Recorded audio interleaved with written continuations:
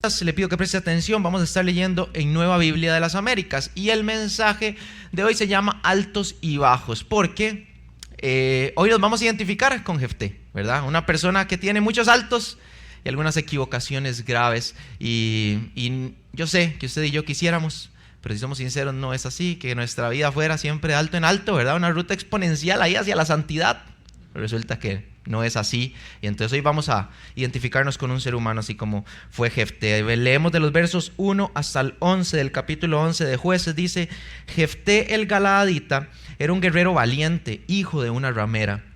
Galaad era el padre de Jefté, y la mujer de Galaad le dio hijos. Y cuando los hijos de su mujer crecieron, echaron fuera a Jefté y le dijeron: no tendrás heredad en la casa de nuestro padre, porque eres hijo de otra mujer. Jefté huyó de sus hermanos y habitó en la tierra de Tob, y hombres indignos se juntaron con Jefté y salían con él.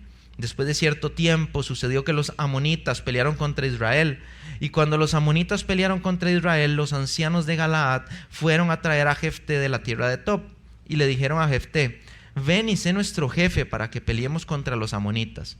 Entonces Jefté contestó a los ancianos de Galaad: ¿no me odiaron y me echaron de la casa de mi padre? ¿Por qué pues han venido a mí ahora cuando están en apuros? Y los ancianos de Galaad dijeron a Jefté: por esta causa hemos vuelto a ti, para que vengas con nosotros y pelees contra los amonitas y seas jefe sobre todos los habitantes de Galaad. Jefté respondió a los ancianos de Galaad: si me hacen volver para pelear contra los amonitas y el Señor me los entrega, ¿seré yo el jefe de ustedes? Y los ancianos de Galaad dijeron a Jefté: el Señor es testigo entre nosotros, ciertamente haremos como has dicho. Entonces Jefté fue con los ancianos de Galaad, y el pueblo lo hizo cabeza y jefe sobre ellos, y Jefté habló todas estas palabras delante del Señor en Mizpa. Entonces, el alto número 1 de la historia tiene que ver con que no hay estereotipos, es decir, Dios no descarta a nadie. Esto debería animarnos esta mañana. Y si yo les pudiera hacer una pregunta, ¿y ustedes? Nadie los estuviera viendo y fuera una respuesta anónima, ¿verdad? Si ustedes tuvieran hoy que hacer un grupo cristiano, yo le voy a dar el perfil de 3 personas y dígame usted a cuál escogería. ¿A un matón, líder de una banda de forajidos? ¿A un miedoso, miembro de una familia de poco nombre en Israel? ¿O a un estudiante de teología cristiano desde su juventud? Y usted tiene que escoger a uno, así ya, ¿cuál escoge? ¿Verdad? Normalmente nosotros escogeríamos al que aparentemente tiene más oportunidades de ayudarnos, a ese estudiante. No pensaríamos en un forajido, porque nosotros tenemos muchos estereotipos. Esto de qué tiene, cómo se ve una persona que sirve a Dios. Tenemos estas ideas de aires de perfección, que el que sirve a Dios está flotando, que el que sirve a Dios siempre está feliz, que el que sirve a Dios no tiene problemas. Y yo no sé usted, pero a mí me cuesta. Yo me he dejado llevar muchas veces por lo que veo y no por lo que Dios ve. A Samuel le pasó lo mismo, ¿verdad? Samuel, un gran profeta de Dios, que Dios lo usaba mucho, y Dios lo manda a una misión de ungir al próximo rey de Israel, y cuando él llega, él dice: ese porque es el más guapo, es el más fuerte, ¿verdad? Ese es el que va, es el que Dios escogió. Él asume, ¿verdad?, que Dios escogió a esa persona que él físicamente, en lo externo, él dice: ese es. Y el Señor le dice: es que no estás poniendo tu mirada en lo que importa. Y nosotros tenemos siempre esta dificultad de ver una persona que tiene muchas capacidades y decimos: este es, pero no tiene el corazón correcto. Y importa más eso. Y el Señor no descarta a nadie, ¿verdad? De estos currículums que les di, el primero es Jefté. Jefté era un matón que tenía una banda de forajidos. Si usted lea este capítulo 11 en otras versiones de la Biblia. La que yo estoy leyendo hoy es la fácil, pero hay unas versiones de la Biblia que son un poco más retadoras. Pero dice que él iba y saqueaba con este montón de hombres indignos. Esta idea que está, porque Jueces no ignora, ¿verdad?, cómo es la gente. Nosotros vamos a leer hacia el final de Jueces una historia que ustedes dicen: es que ¿por qué no la cambiaron, verdad? Lo hubieran pintado más bonito. No, Jueces está contando cómo somos nosotros los seres humanos. Y Jefté era un hombre que estaba mal, había sido rechazado, estaba, ¿verdad?, le costó esa situación, y él dice: me voy a ir allá. Y dice que empezaron a saquear, es decir, parece que robaban para vivir donde ellos estaban. Ese miedoso que les planteó en el currículum es Gedeón, que era un miedoso, ¿verdad? Él tenía miedo de todo. Y decía: Señor, compruébeme esto, compruébeme lo otro, no sé si lo voy a lograr. Y nosotros quizás no consideraríamos a esas personas, pero el Señor no tiene estereotipos. El Señor nos quiere usar a cada uno de nosotros, a pesar de usted y de mí. Y cuando nosotros estudiamos Josué, que es antes de Jueces, ¿verdad? Y hablábamos de estar en misión con Jesús, esa misión con Jesús no le toca a Rebe, y no le toca a los pastores, y no le toca a los líderes, le toca a los cristianos. El llamado a estar en misión con Jesús es para usted y para mí. Y eso es maravilloso, que usted, así como es, así la ficha que usted es, el Señor la quiere utilizar. Eso es maravilloso. Y lo vemos en Jefté, ¿verdad? Es esa historia que a todos nos gusta de alguien que está en lo más bajo y en lo más difícil de su vida, y aún así Dios quiere utilizarlo. Primera de Corintios, un texto que a todos nos gusta, todos decimos, uy, qué buen texto, pero es una ofensa. Pero el Señor quería ofendernos bonito, ¿verdad? Primera de Corintios 1, 27, 29. El apóstol Pablo dice, Dios ha escogido una cosa. Cuando habla de esto escogido, no es como que yo en medio de todos. No, el Señor nos escogió a todos nosotros, ¿sí? El Señor nos escogió para conocer las riquezas de su gracia, de su gloria. Él fue a morir en una cruz y se reveló a cada uno de nosotros. Entonces, en este texto, cuando dice escogido, no piense en alguien, piense en usted. Entonces, Dios ha escogido ¿a qué? A lo necio del mundo para avergonzar a los sabios. Y ha escogido a lo débil del mundo para avergonzar a lo que es fuerte. Entonces usted no es ni sabio ni fuerte por aquello, ¿verdad? Usted es necio y débil. Pero si todavía no se siente suficientemente ofendido, entonces también Dios ha escogido lo vil. Y usted sabe que no le digan eso.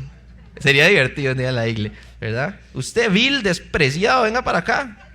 Él ha escogido a lo vil y a lo despreciado de este mundo, lo que no es, para anular lo que es, para que nadie se jacte delante de Dios. Es decir, para que solo Dios reciba la gloria, ¿verdad? Para que nosotros, en estos vasos de barro, se manifieste la grandeza del Dios al que servimos. No, nunca se trata de nosotros, no se trata de Jefté, ¿verdad? Y aunque nosotros lo hubiéramos descartado, el Señor no descarta a nadie, y eso es para animarnos esta mañana. Y si usted por alguna razón no se ha animado a servir porque usted dice, no, es que mi pasado, ¿verdad? No, es que estas cosas, el Señor quiere utilizarnos a cada uno de nosotros. Otra cosa, un alto en esta parte del texto, es pedir ayuda. Los israelitas reconocieron que a ellos les faltaba algo, que era un líder militar, y lo fueron a buscar. Y la verdad es que nosotros ¿verdad? Por las dinámicas de este mundo, a veces pensamos que pedir ayuda es un signo de debilidad, pero nosotros necesitamos pedir ayuda. La comunidad de fe que es la iglesia necesita uno de los otros, porque yo no puedo hacer todo, y yo lucho con eso. Yo tengo esta idea que es súper tonta, como de que yo puedo hacer todo, y a veces me veo metido en un barrial, ¿verdad? Donde no puedo salir porque no pedí ayuda a tiempo. Pero nosotros vemos que la iglesia se construye a partir de los dones y talentos de cada uno de los que estamos acá. Yo no soy capaz de hacer todo, ni Dios quiere que yo haga todo, ¿verdad? Yo no soy el Espíritu Santo. Y entonces Dios me dio ciertas capacidades y habilidades que me permiten hacer ciertas cosas, pero nos necesitamos unos a otros. Así es como la iglesia se edifica a partir de estos ministerios y vamos creciendo, ¿verdad? Hasta llegar a la perfección de Cristo, hasta parecernos más a Él, porque vamos caminando juntos. Entonces necesitamos ser un poco más vulnerables para reconocer que hay virtud en otras personas que Dios puso en este momento de mi vida y que necesito de ellos. Esa vulnerabilidad que es parte de nuestros, cuando nosotros vemos el ADN de Semilla, que hay reunión esta próxima semana, siempre hablamos de esto, ¿verdad? Ser vulnerables, reconocer que yo no puedo hacer todas las cosas y que necesito ayuda. Y lo otro que veo acá es que Jefté no se hundió en el resentimiento, como que quiso al principio, ¿verdad? Al principio llegan los hombres de Galat y le dicen, venga, sea nuestro jefe. Y él dice, ahora sí, tome chichi, ¿verdad? Él dice, ahora sí me están buscando cuando después me habían sacado. Él como que tiene esos aires, pero él recapacita. Y hay una idea aquí que es muy importante. Normalmente Dios nos sana a través de quienes nos dañaron. Y la iglesia sigue siendo el plan de Dios. Y este resentimiento, este maltrato que recibe Jefté no es de otra gente, es de los suyos, ¿verdad? Entonces yo no estoy hablando del rechazo del mundo. El mundo en algún sentido nos tiene que rechazar, porque nosotros vemos las cosas diferentes, vivimos diferentes. Eso es normal, ¿verdad? Si rechazaron a nuestro Señor, ¿cómo no nos van a rechazar a nosotros? Pero a veces recibimos rechazo aquí adentro, ¿verdad? De alguien que no cree en nosotros, de alguien que nos trata mal, de alguien que no ve, ¿verdad? No quiere que nosotros surjamos, que el Señor muestre su gloria a través de nosotros. Eso nos puede haber pasado algún día, pero no podemos vivir en una jaula de resentimiento. Y en la Biblia tenemos muchos ejemplos de gente que guió su vida por este odio, esta sed de venganza. Los hermanos de José, Caín, que Abel ni siquiera le hizo nada a Caín, pero Caín, su resentimiento lo llevó a maltratar a otra persona. El mismo Saúl, había un pastor de ovejas que no tenía nada que ver y está Saúl ahí tirándole lanzas para matarlo porque tenía envidia de que Dios estaba usando a otra persona. Y Jefté tenía todo el derecho para estar resentido, pero decidió ver en quienes los habían dañado la oportunidad que Dios le estaba dando para redimir su vida, ¿verdad? Estaba pasando de ser alguien rechazado a ser ahora el líder del escuadrón de Dios. Y yo creo que nosotros hemos perdido muchas oportunidades que Dios nos ha dado por estar de resentidos. Dos textos, Levítico 24:23, este es Dios hablándole a Israel, le dice: no te vengarás. Ese ya sería suficiente texto, ¿verdad? No te vengarás. A eso no se quiere vengar. Ni guardarás rencor a los hijos de tu pueblo, sino que amarás a tu prójimo como a ti mismo. Yo soy el Señor.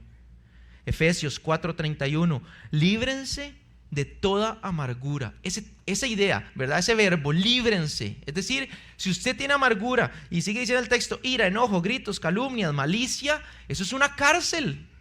Usted no puede vivir bien porque está aprisionado. Por eso dice: líbresen de la amargura, de la ira. Y Jefté no despreció el llamado. Él reconoció que Dios lo estaba llamando a través de quienes lo habían herido.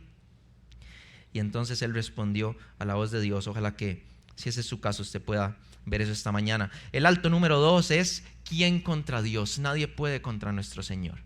Ahora que Dani decía acerca de la brujería, sí, nosotros vamos a orar por eso, por supuesto, pero nadie puede contra el Señor, ¿verdad? Y Rebe está con el Señor. Y entonces uno tiene que saber que aquí no es como una competencia entre iguales. Uy, el diablo le va a hacer algo a Dios. No, Dios es Dios. Dios está sobre todas las cosas, ¿verdad? Y aquí no hay competencia de nada. Y nosotros sabemos que eso es así, y Jefté lo sabía. Vamos a leer del verso 12 al 28 del capítulo 11. Dice: envió Jefté mensajeros al rey de los amonitas para que le dijeran: ¿qué hay entre usted y yo que ha venido a mí para pelear contra mi tierra? Y el rey de los amonitas dijo a los mensajeros de Jefté: porque Israel tomó mi tierra cuando subieron de Egipto, desde el Arnón hasta el Jaboc y el Jordán, por tanto devuélvala ahora en paz. Pero Jefté volvió a enviar mensajeros al rey de los amonitas, que le dijeron: así dice Jefté: Israel no tomó la tierra de Moab ni la tierra de los amonitas, porque cuando subieron de Egipto, Israel pasó por el desierto hasta el Mar Rojo y llegó a Cades. Entonces Israel envió mensajeros al rey de Edom diciéndole: permítanos, le rogamos, pasar por su tierra. Pero el rey de Edom no los escuchó. Entonces enviaron mensajeros al rey de Moab, pero él no consintió. Así que Israel permaneció en Cades. Luego atravesaron el desierto y rodearon la tierra de Edom y de Moab. Llegaron al lado oriental de la tierra de Moab y acamparon al otro lado del Arnón, pero no entraron en la tierra de Moab porque el Arnón era la frontera de Moab. Entonces Israel envió mensajeros a Sejón, rey de los amorreos, rey de Hesbón, y le dijo a Israel: permítanos, le rogamos, pasar por su tierra a nuestro lugar. Pero Sejón no confió en Israel para darle paso por su territorio.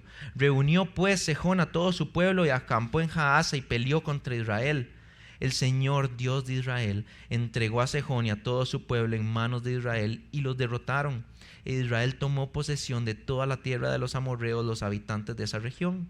Y poseyeron todo el territorio de los amorreos desde el Arnón hasta el Jaboc y desde el desierto hasta el Jordán. Puesto que el Señor, Dios de Israel, expulsó a los amorreos de delante de su pueblo Israel, ¿va usted a poseerla? ¿No posee usted lo que Quemos, su Dios, le ha dado para poseer? De modo que todo el territorio que el Señor nuestro Dios ha desposeído delante de nosotros lo poseeremos. Ahora pues, ¿es usted mejor que Balac, hijo de Zippor, rey de Moab? ¿Acaso luchó él con Israel o acaso peleó contra ellos? Mientras Israel habitaba en Hesbón y sus pueblos, y en Aroer y sus aldeas, y en todas las ciudades que están a las orillas del Arnón por 300 años, ¿por qué no las recuperó durante ese tiempo? Por tanto, yo no he pecado contra usted, pero usted me está haciendo mal al hacer guerra contra mí. Que el Señor, el juez, juzgue hoy entre los israelitas y los amonitas. Pero el rey de los amonitas no hizo caso al mensaje que Jefté le envió. ¿Okay? Aquí hay una recapitulación breve de un montón de historia que está en la Biblia que hace Jefté. A esto se pueden regresar, pueden buscarlo en Éxodo, cuando habla de Balac, está en números 22, números 23, que es una historia fabulosa, que es cuando la burra habla. Ese es Balac, el hijo de Zippor, ¿verdad? Todas esas historias están ahí.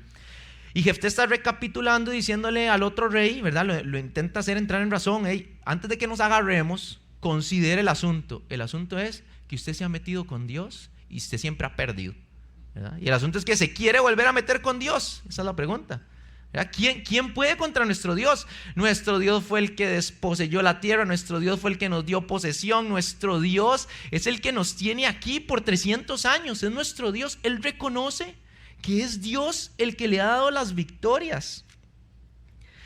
Y hace poco estaba leyendo Éxodo 33, es una historia increíble, increíblemente triste, léanla. Éxodo 32 es cuando Moisés está en el monte recibiendo la ley de parte de Dios, ¿verdad? Entonces le da todo, Moisés escribe, ¿verdad? Y entonces él viene bajando, y cuando viene bajando de la montaña, Josué lo está esperando. Entonces Josué, que era el discípulo, le dice a Moisés: uy, qué tuanis, ¿verdad? Ya tiene las tablas, vámonos. Y dice: uy, el pueblo está celebrando. Qué chiva, ¿verdad? El pueblo está ahí, Moisés, ¿verdad? Entonces ya vamos a llegar y todo el mundo va a estar en un fiestón. Y en eso Moisés dice: yo creo que esos sonidos no son sonidos tuanis. Y dice que cuando llegan al campamento, ellos habían hecho un becerro de oro y lo estaban adorando en el capítulo 33. Y entonces lo que pasa en esa historia es que el Señor se enoja mucho, porque dice que ellos estaban diciendo: este becerro fue el que nos sacó de Egipto. Y entonces el Señor se enoja tanto que Moisés habla con él y el Señor le dice: vea, Moisés, aquí el asunto es, yo ya no puedo con esta gente. O sea, esta gente ya me tiene fuera de mis casillas. Yo voy a terminar matando a este pueblo. Entonces, como el Señor no puede negarse a sí mismo, que vimos esta semana, el Señor le dice a Moisés: pero como yo le prometí a Abraham y a Isaac y a Jacob que yo les iba a dar esa tierra, yo se las voy a dar. Yo voy a mandar a un ángel delante de ustedes que los lleve a la tierra prometida, pero yo ya no voy con ustedes. Y entonces Moisés, ¿verdad?, hace lo que yo creo que muchos de nosotros no hemos hecho, que Jefté también entendió cuando recapituló esta historia, es que si yo voy sin Dios, en realidad yo estoy chingo.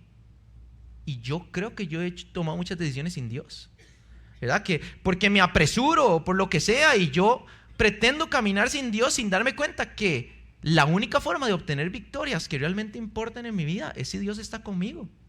Y ante esta propuesta que no suena tan mal, Moisés dice: Señor, si esa es la propuesta, yo de aquí no me muevo. O usted va conmigo o nosotros no nos movemos de aquí. La propuesta no sonaba tan mal, era ir a tomar la tierra que él ya tenía, ¿verdad? Un ángel, Dios iba a mandar un ángel, da esta sensación de igual los vamos a liberar, ¿verdad? Esa tierra de Canaán. Pero él dice: no, si usted no va conmigo, yo no voy. Y quizás esa es la reflexión que yo quiero que hagamos esta mañana, que si por alguna razón estás caminando solo, es recordarte que el Señor quiere pelear por vos, que quiere ir delante tuyo, que quiere darte las victorias que a veces has buscado por tu propia cuenta y no has conseguido. Y si Dios está por nosotros, ¿se acuerdan, Romanos? Si Dios está por nosotros, ¿quién contra nosotros? Pero muchas veces nos vemos caminando solos. Y esta idea de Jefté, que él recuerda lo que Dios ha hecho, eso es importante. En la cultura israelita, en esta cultura de los judíos, el recuerdo era muy importante. Yo recuerdo lo que Dios ha hecho para afirmar mi fe hoy. Yo veo lo que Dios ha hecho en mi vida y yo digo: el Señor puede volver a hacerlo hoy. Entonces Jefté recapitula y dice: no, es que no fuimos nosotros. Es que ustedes se quisieron agarrar con Dios y Dios nos dio esa tierra. Así que si usted vuelve a venir hoy, va a pasar exactamente lo mismo. Así que es recordar y ver nuestra vida para afirmar nuestra fe y poder darle la gloria a Dios. Vamos a empezar con los bajos de la historia. Estábamos en los altos. Los altos es, ¿verdad?, pasar de lo más difícil en top a ser líder del ejército de Israel. Pasar de esta situación de desprecio a recibir el Espíritu de Dios para liderar al pueblo y obtener la victoria. ¿Qué es lo que va a pasar? Pero vamos a ver los bajos de la historia de Jefté. Y el disclaimer aquí es que la Biblia no, la Biblia, cuando ustedes buscan a Jefté en la Biblia, lo van a encontrar, por ejemplo, en Hebreos capítulo 11. Y ahí viene quiénes son los que salen en Hebreos capítulo 11. Los héroes de la fe, ¿verdad? Y parte de los héroes de la fe dice que el escritor de Hebreos, nosotros suponemos que es el apóstol Pablo, dice: y no me daría tiempo para hablar de Jefté, de Sansón. Él pone a Jefté en esa lista de hombres especiales. Entonces, ¿qué es lo que nosotros sacamos de aquí? Que a pesar de los bajos de Jefté, el Señor lo siguió viendo a él como un hombre de fe. Y eso es importante, ¿verdad? Porque yo creo que si en el recuento de mi historia yo tengo muchos más bajos que altos, el Señor en su misericordia, ¿verdad? El estandarte de mi vida es la misericordia de Dios, porque nosotros no podríamos estarle sirviendo si no fuera por la misericordia de Dios. Y Jefté, a pesar de los errores que vamos a ver, yo no les digo, ¿verdad? Yo no quiero que se vayan de aquí diciendo: Jefté, que juez más malo, ¿verdad? Solo bajo estuvo ese mae. No, no es eso. Es que él era una persona, como usted y como yo, que a veces estaba bien y a veces cometió errores. Y de estos errores que él cometió, ojalá que nosotros podamos reflexionar para no cometer los mismos. Versículo 29 al 40 del capítulo 11 dice: el Espíritu del Señor vino sobre Jefté. Una cosa aquí: cada vez en el libro de los jueces que los jueces hacían algo bueno, algo que era necesario, lo hacían porque el Espíritu de Dios había venido sobre ellos. Nunca fue por sus fuerzas, nunca fue por sus capacidades. Él era un líder militar, ¿verdad? Por eso lo fueron a buscar. Él era hábil para la batalla, pero la razón por la que él termina liberando al pueblo de Israel es porque el Espíritu de Dios vino sobre ellos. Ese enfoque hay que hacerlo, porque nada de lo que usted y yo hagamos para Dios que dé fruto para su nombre es por nosotros, es porque el Espíritu de Dios está en nuestra vida. Y eso es lo que le pasaba a los jueces. Dice: entonces Jefté pasó por Galaad y Manasés, luego pasó por Mizpa de Galaad, y de Mizpa de Galaad fue a donde estaban los amonitas. Y Jefté hizo un voto al Señor y dijo: si en verdad te entregas en mis manos a los amonitas, sucederá que cualquiera que salga de las puertas de mi casa a recibirme cuando yo vuelva en paz de los amonitas, será del Señor, o lo ofreceré como holocausto. Jefté cruzó a donde estaban los amonitas para pelear contra ellos, y el Señor los entregó en su mano y los hirió con una gran matanza desde Aroer hasta la entrada de Minit, 20 ciudades hasta Abel Keramim, y los amonitas fueron sometidos delante de los israelitas. Cuando Jefté llegó a su casa en Mizpa, su hija salió a recibirlo con panderos y con danzas. Ella era su única hija. Fuera de ella no tenía hijo ni hija. Y al verla, él rasgó sus ropas y dijo: ay, hija mía, me has abatido y estás entre los que me afligen, porque he dado mi palabra al Señor y no me puedo retractar. Entonces ella le dijo: Padre mío, has dado tu palabra al Señor, haz conmigo conforme a lo que has dicho, ya que el Señor te ha vengado de tus enemigos los amonitas. Y ella dijo a su padre: que se haga esto por mí, déjame sola por 2 meses para que vaya yo a los montes y llore por mi virginidad, yo y mis compañeras. Y él le dijo: ve, y la dejó ir por 2 meses, y ella se fue con sus compañeras y lloró su virginidad por los montes. Al cabo de los 2 meses ella regresó a su padre, que cumplió con ella conforme al voto que había hecho. Y ella no tuvo relaciones con ningún hombre. Y se hizo costumbre en Israel que de año en año las hijas de Israel fueran 4 días en el año a conmemorar a la hija de Jefté, el galadita. Este es cómo pasa uno del alto más alto al bajo más bajo. Eso es lo que le pasó a Jefté, ¿verdad? Dios había puesto su espíritu sobre él, va a la guerra, obtiene la victoria, y cuando viene llegando a la casa por haber hecho un voto, quien sale a recibirlo es su hija. Algunas cosas que son importantes acá. Lo primero es, el primer bajo de esto es que Jefté dudó del Señor y puso su enfoque en sí mismo. ¿Okay? Entonces, aquí hay varias cosas importantes. Todos nosotros podemos tener dudas en momentos de nuestra vida. Eso no es un problema. Y nosotros nos defendemos de estas dudas, ¿verdad? Levantamos un escudo de la fe porque tenemos la palabra de Dios. Y aunque en mi mente vengan pensamientos de duda, yo digo: no, pero yo sé cómo es Dios. Y regreso al carácter de Dios y eso me da seguridad. Entonces, tener dudas no es un problema en sí mismo. El problema es cómo respondo yo ante la duda. Entonces, quiero que vean la forma en la que respondió Gedeón ante la duda y la forma en la que respondió Jefté. Gedeón tuvo dudas, ¿ok? Cuando Dios le dice: Gedeón, usted va a ir a liberarlos, él dice: yo no tengo la capacidad de hacer eso. Y el Señor le dice: no, usted sí puede, vaya, destruya los ídolos de su padre. Los destruye y después dice: no, yo todavía no puedo, ¿verdad? Él tiene dudas. Pero cuando él tiene dudas, lo que hace es poner el peso de la prueba en Dios. Entonces él le dice: Señor, hoy en la noche que llueva y todo quede mojado, pero esta alfombra no. Y el Señor le ayuda. Y al día siguiente, ok, ¿verdad? No se vaya a enojar mi Señor ahora que que la alfombra esté mojada y lo demás esté seco. Y el Señor lo hace para afirmar su fe, porque Gedeón puso el peso de la prueba en Dios. El problema de Jefté es que Jefté quiere sobornar a Dios con lo que él hace. ¿Okay? Jefté lo que dice es, si nosotros hablamos de esto en estos 7 días de semilla, ¿verdad? Es como ayunar y decir, Señor, vea que yo ayuné, cuidadito, no me ayuda con lo que le estoy pidiendo. Porque usted dice, es que yo estoy haciendo algo, ¿cómo el Señor no va a responder? Queremos sobornar a Dios con lo que hacemos, como si lo importante fuera lo que usted y yo hacemos. Necesito que apunte esto. El orden no es que Dios haga algo porque yo hice algo. Es que yo hago algo porque Dios ya lo hizo todo. Yo estoy respondiendo al amor y a la misericordia de Dios. No estoy haciendo algo para doblar el brazo y decirle, ve, me tiene que dar el carro porque yo ayuné hasta las 2 de la tarde. Y eso fue lo que hizo Jefté. Él no tenía por qué hacer ese voto. Dios ya había respondido, ¿verdad?, en misericordia al arrepentimiento de Israel. Había puesto su espíritu sobre Jefté. Pero a pesar de eso, él hacía un voto, que es el siguiente punto, ¿verdad? Hacer una promesa con ligereza. Jesús, normalmente cuando se topa con la gente, corrige esta idea de comprometerse sin considerar el costo, ¿verdad? Él pide precaución. Cuando el joven rico se acerca y le dice, ¿qué? Vámonos, Jesús, yo quiero ir, yo quiero sanar, ¿verdad? Todo lo que se está haciendo está muy chido. Y Jesús le dice, espera un toque. Yo no tengo dónde recostar la cabeza, ¿verdad? Aquí en este ministerio no hay riquezas. El asunto está difícil. Mejor piénselo. Medite, porque lo que está esperando el Señor de nosotros es un compromiso duradero hasta su regreso. Y yo sé, nosotros nos emocionamos porque ahora cantamos canciones lindísimas de esas viejas, ¿verdad? Que son las más lindas. Entonces uno se le paran los pelos y usted dice, sí, Señor, yo voy. Mejor espere, mejor medite lo que está diciendo, porque el Señor quiere un compromiso. Él quiere un convencimiento, no una emoción. Y el Señor siempre decía, hey, hay que pensarlo. Acuérdese la parábola del que construye, ¿verdad? La parábola es, analice, ¿verdad? Haga todo el presupuesto para estar seguro que usted va a poder llegar hasta el final.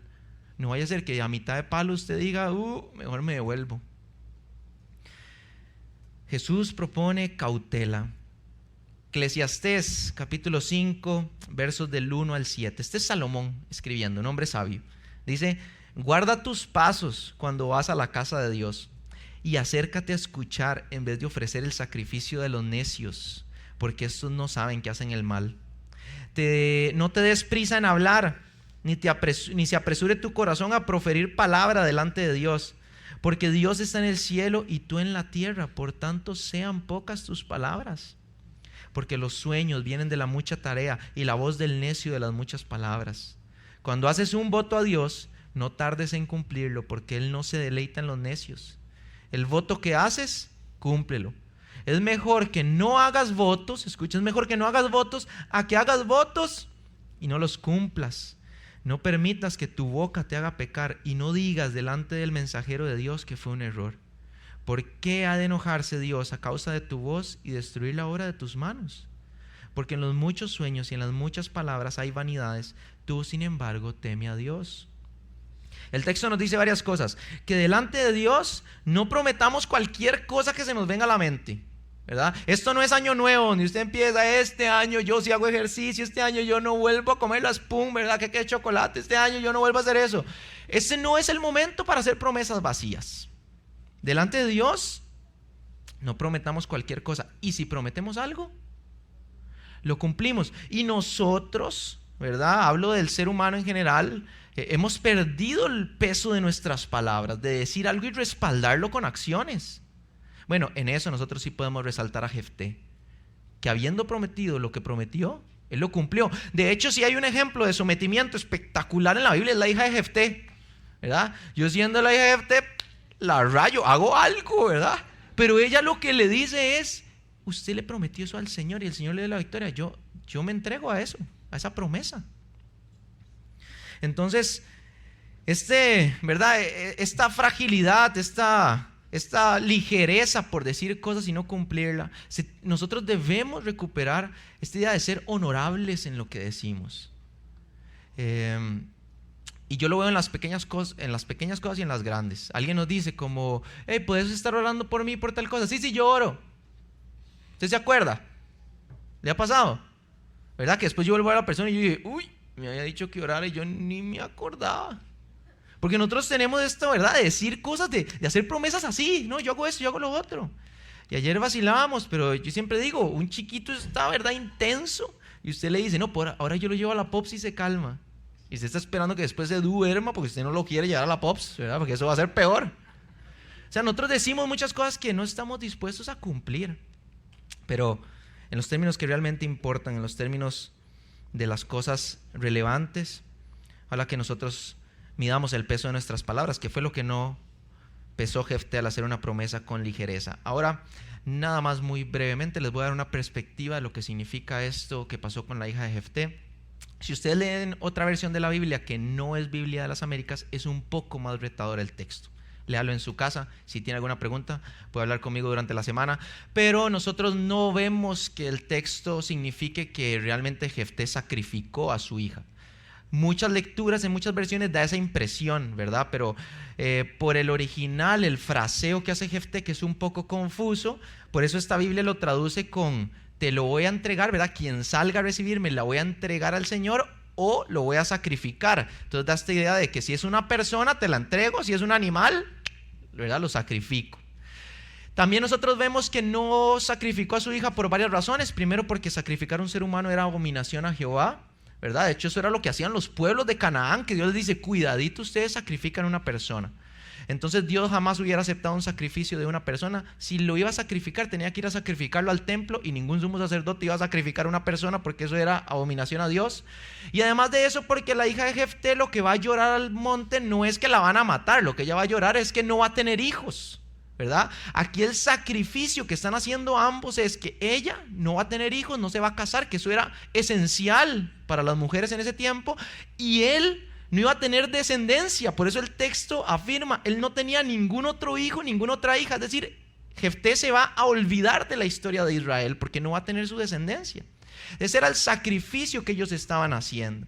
Entonces eso es importante porque, como les digo, lectura de otra versión tal vez suena como que la aniquiló, y ese no parece ser lo que realmente sucedió, sino que la entregó al Señor para que viviera en santidad a Dios, y eso significaba no conocer a ningún hombre. Entonces, bueno, ahí está eso, un texto difícil que por la ligereza de su boca se ató Jefté. Vamos a ir al capítulo 12 y vamos a ver el segundo bajo de esta historia.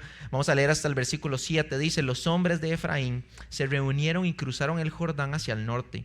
Y dijeron a Jefté: ¿por qué cruzaste a pelear contra los amonitas sin llamarnos para que fuéramos contigo? Quemaremos tu casa sobre ti. Y Jefté les respondió: yo y mi pueblo estábamos en una gran lucha con los amonitas, y cuando los llamé a ustedes no me libraron de sus manos. Viendo pues que no me iban a librar, arriesgué mi vida y crucé contra los amonitas, y el Señor los entregó en mi mano, porque pues han subido hoy a pelear contra mí. Entonces Jefté reunió a todos los hombres de Galaad y peleó contra Efraín. Los hombres de Galaad derrotaron a Efraín porque estos decían: son fugitivos de Efraín, ustedes los galaaditas, en medio de Efraín y en medio de Manasés. Y se apoderaron los galaaditas de los vados del Jordán al lado opuesto de Efraín. Cuando algunos de los fugitivos de Efraín decían: déjeme cruzar, los hombres de Galaad le decían: ¿eres efrateo? Si él respondía: no, entonces le decían: di pues la palabra Shibolet. Y si él decía Sibolet, porque no podía pronunciarla correctamente, entonces le echaban mano y lo mataban junto a los vados del Jordán. Y cayeron en aquella ocasión 42,000 de los de Efraín. Jefté juzgó a Israel 6 años y murió Jefté el Galadita y fue sepultado en las ciudades de Galaad. Este bajo, más bajo, se llama Proverbios 16:18, que lo puede buscar, que dice: delante de la destrucción va el orgullo, y delante de la caída la arrogancia del espíritu. Esto es Efraín. Este es el bajo de la historia, que tiene que ver con Efraín. Era gente que, si ustedes recuerdan, Efraín ya salió en la historia de Gedeón, estos hombres de Efraín. Cuando Gedeón fue a pelear contra los amalecitas, Gedeón regresa de la victoria y los de Efraín salen y le dicen a Gedeón: ¿por qué usted fue a pelear con ellos y no nos invitó? Exactamente el mismo reclamo. Nada más que Gedeón era un poco más salamero y él resolvió esto con un halago. Él les dijo: no, pero, o O sea, yo le gané a los amalecitas, en cambio Dios, por medio de ustedes, nos ha dado unas victorias más asombrosas. Entonces, ¿verdad? ¿Para qué usted se preocupa si en realidad ustedes son los campeones de Dios? Y los de Efraín dijeron, that's right, ¿verdad? Vámonos, no les vamos a hacer nada porque es cierto, nosotros somos los campeones. Ellos tenían deseos de la honra del ser humano. Ellos estaban buscando el reconocimiento del ser humano, ¿verdad? Y el problema es que esta vez no era Gedeón, esta vez era Jefté, y Jefté era un guerrero.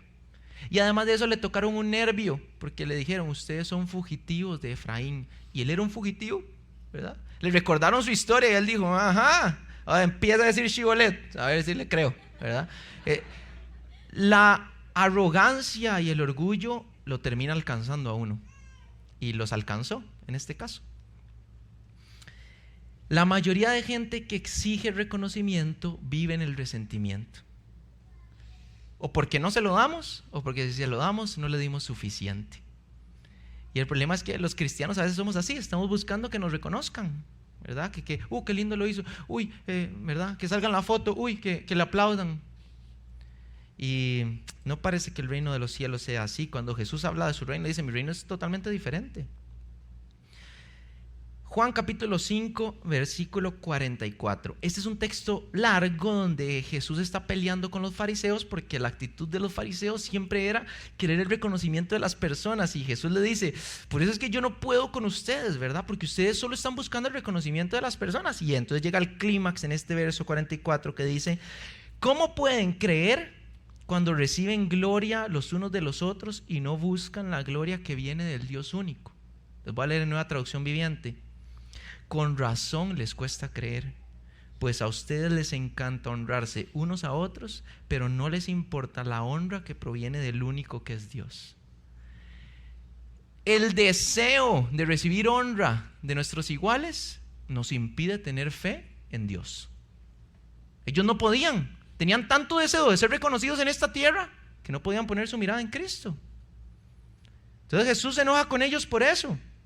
Y en este caso, tras de todo, Jefté les dice, pero yo los fui a buscar a ustedes para que me ayudaran y no quisieron pelear y ahora quieren reconocimiento, ¿verdad? Es que no se vale. Pero por aquello, nosotros a veces queremos salir en la foto, ¿verdad? Nosotros queremos, ahí está la foto, ahí sale Kevin, pero el que es realmente cristiano casi nunca sale en la foto porque está lavándole los pies a los otros. Entonces, nosotros vamos a ir a Bangares ahora en diciembre. ¿Quiénes se apuntan? No escuchen mucho, pero bueno, ¿verdad? Vamos a ir al Sol ahí a predicarle a chiquitos que tienen situaciones difíciles, a personas que están en pobreza. Vamos a ir ahí a compartirles el evangelio, pero no es como que sea chivísima, ¿verdad? Vamos a estar ahí sudando bajo el sol de Bangares unas horas, ¿verdad? Y todo lo demás. Y entonces usted quiere, después de que cuando salga la publicación, que yo salga ahí en la foto, ¿verdad? Que yo me vea bien sudado donde yo estaba pulseándola. Usted quiere que haya algún reconocimiento, pero el cristianismo no se trata de eso. Y si salimos mucho en la foto, más bien hay que tener cuidado. Hay que tener cuidado, porque el reino del Señor es diferente y eso fue lo que le pasó a Efraín. Así que vamos a ver el último parte del texto, y los músicos, si me acompañan, por favor. Son los últimos versos del capítulo 12. Dice, después de Jefté, juzgó a Israel Isbán de Belén. Y vea la diferencia, Jefté no tuvo descendencia, y vea lo que tuvo Isbán. Estaba potente el asunto, tuvo 30 hijos y 30 hijas. Sí, exacto. Hay que reírse para no llorar. Y a estas era tener todo un club semilla de hijos, ¿verdad? A estas las casó fuera de la familia y trajo de afuera 30 hijas para sus hijos. Él juzgó a Israel 7 años. Murió Isbán y fue sepultado en Belén. Después de Isbán juzgó a Israel Elón el Zabulonita, quien juzgó a Israel 10 años. Y murió Elón el Zabulonita y fue sepultado en Ajalón, en la tierra de Zabulón. Entonces Abdón, hijo de Hilel el Piratonita, juzgó a Israel después de Elón. Tuvo 40 hijos y 30 nietos que cabalgaban en 70 asnos. Él juzgó a Israel 8 años y murió Abdón, hijo de Hilel el Piratonita, y fue sepultado en Piratón, en la tierra de Efraín, en la región montañosa de los amalecitas. Nosotros no podemos inferir de este texto como que esos jueces eran malos o algo por el estilo, porque no podemos. El texto nada más nos está contando que ellos tuvieron algún reino pequeño en Israel, pero Lo que nosotros sí podemos saber lastimosamente, y lo analizamos el domingo en el capítulo 10 de Jueces, es que nosotros tendemos a confundir los tiempos de paz con tiempos de pasividad, y no son lo mismo. Es diferente tener un tiempo de paz en mi vida a ser un cristiano pasivo. La paz en mi vida, es decir, cuando estoy en los momentos que yo considero que son tuanis, ¿verdad? En los momentos de mi vida donde yo siento que estoy bien, lo que deberían llevarme a mí es a fortalecerme en Dios. Porque no toda la vida va a ser así. Van a llegar momentos difíciles en los que si yo afirmo mi confianza en Dios cuando estoy bien, me voy a poder sostener, ¿verdad? En esa roca cuando vengan los momentos malos. Y lastimosamente, cuando empecemos a ver el capítulo 13 de Jueces, lo primero que vemos es que los israelitas, ¿qué hicieron? Se apartaron del Señor. Y vamos a empezar a ver la historia de Sansón, que es un juez bien trambólico. Ellos no aprovecharon su tiempo de paz para fortalecerse en el Señor. Y esa reflexión, desde que lo hemos visto las últimas semanas, yo me pongo a pensar en eso, ¿verdad? Y ellos, hace poco, yo estoy leyendo la Biblia con un amigo que nunca, él no ha sido cristiano, ¿verdad? Y está leyendo la Biblia por primera vez. Si ustedes nunca han hecho eso, eso es lo más fabuloso que hay. Yo no quiero leer la Biblia con ustedes, yo quiero leerla con la que nunca lo ha leído. Eso es lo más fabuloso. Entonces la estamos leyendo y me pasa diciendo: ese Jacob sí me cae malísimo, ¿verdad? O sea, es demasiado sincero. Ese me cae mal por esto y por lo otro. Ver esa naturalidad con la que ve la palabra de Dios es lindo. Y ahorita estamos viendo Josué. Y entonces él me preguntó esta semana: ¿por qué los israelitas siempre estaban buscando otro Dios? Y yo le dije: bueno, no sé ellos, pero usted y yo somos exactamente iguales. No sé por qué. Porque este Dios es el único Dios que puede saciar el alma, ¿verdad? Es el único Dios que puede dar promesas que no van a dejar de ser. Es el único Dios que puede satisfacer al ser humano. Y a pesar de que tenemos a este Dios que venimos a adorar todas las semanas, a pesar de eso estamos buscando otras cosas para llenarnos. La plata y el trabajo y el éxito en el mundo. Estamos buscando otras cosas que no llenan. Y yo siempre pienso en Jeremías, ¿verdad? En esta profecía que dice que nosotros somos como personas que están intentando abrir cisternas para recoger agua, y esa agua se pasa entre los dedos, no la retiene. No se retiene. Y Dios dice: ¿por qué? Si yo soy el que puedo saciar el alma, y ustedes están intentando recoger agua y se les va entre los dedos. Y esa pregunta es esto, ¿verdad? ¿Cómo ellos, después de tan maravillosa demostración de poder, en el siguiente versículo van a estar buscando otros dioses y adorando otros dioses? Si ese es el caso suyo, como es el caso mío, que buscamos qué poner en nuestro corazón, que hoy podamos principalmente reconocer a nuestro Dios, decirle: Señor, yo solo quiero que tú llenes mi vida. Y que si estás en un tiempo de paz, es un momento para fortalecer tu fe. Si estás en un momento en el que te sientes rechazado por todos, o sientes como que, ¿verdad? No hay oportunidad, que recuerdes que el Señor no tiene estereotipos y quiere usar a cualquiera de nosotros. Y que puedas delante del Señor hacer estos votos de compromiso, de saber de que yo estoy con Jesús hasta el último día de mi vida, porque el que permanece en la vid da mucho fruto, pero separados de Él no podemos hacer nada. Y que reconozcamos su majestad esta mañana. Le pido que se ponga sobre sus pies, que con esto en mente podamos cantar y adorar a nuestro Señor.